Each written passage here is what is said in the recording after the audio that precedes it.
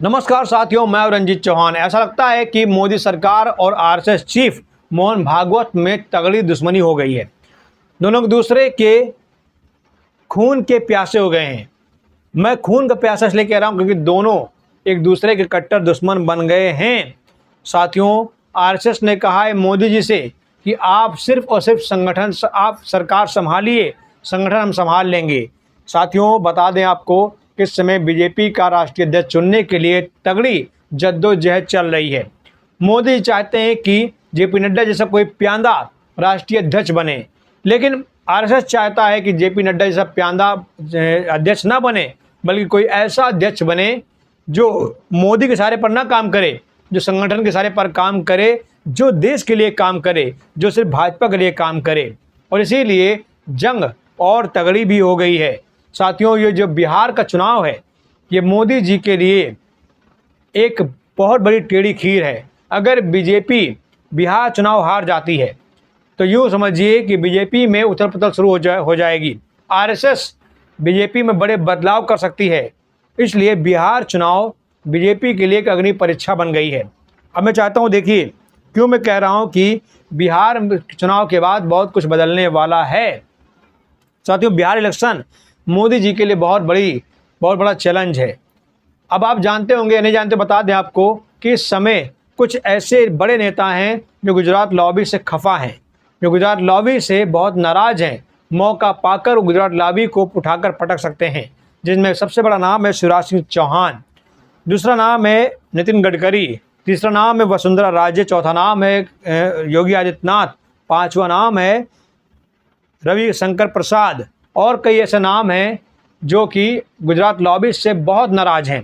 इसमें गुजरात के पूर्व मुख्यमंत्री येदियुरप्पा का भी नाम शामिल है। तमाम ऐसे बड़े नेता हैं जो गुजरात लॉबी से बहुत नाराज़ हैं, और ये सभी नेता मोहन भागवत के संपर्क में हैं।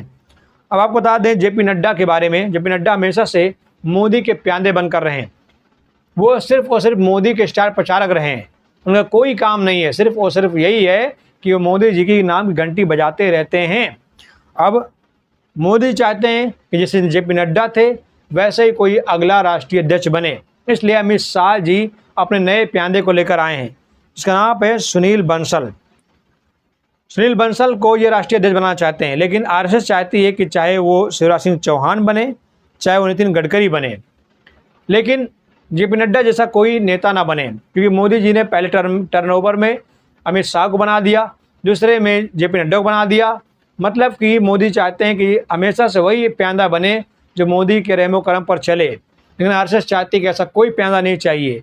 ऐसा शख्स चाहिए जो बीजेपी को, आरएसएस को आगे बढ़ा सके।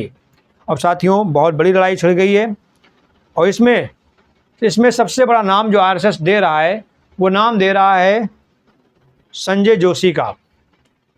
संजय जोशी नहीं जानते हैं आप तो बता दें, ये गुजरात लॉबी के कट्टर दुश्मन है, कट्टर दुश्मन है।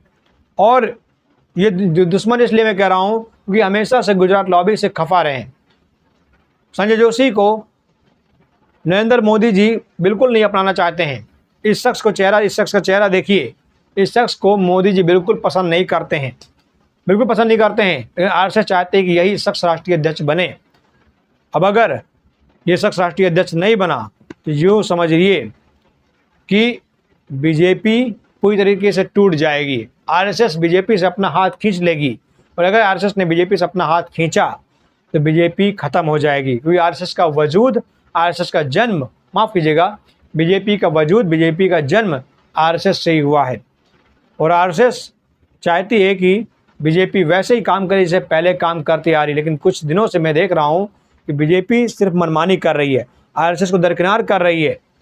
आरएसएस को अब वो कोई महत्व नहीं दे रही है, और आरएसएस यही चाहती है कि बीजेपी को आरएसएस का महत्व हो, आरएसएस की पावर का पता चले, और बिहार चुनाव तय कर देगा कि आरएसएस का महत्व है कि नहीं है। तो साथियों, बीजेपी में कुछ बड़ा परिवर्तन होने वाला है। अब देखते हैं आगे क्या कुछ होगा। फिलहाल बहुत बड़ा कुछ होने वाला है, इंतजार सबको है, हमको भी, आपको भी है। जैसे कोई अपडेट आती है जरूर आपके सामने पेश होंगी। तब तक के लिए धन्यवाद। जय हिंद, जय भारत।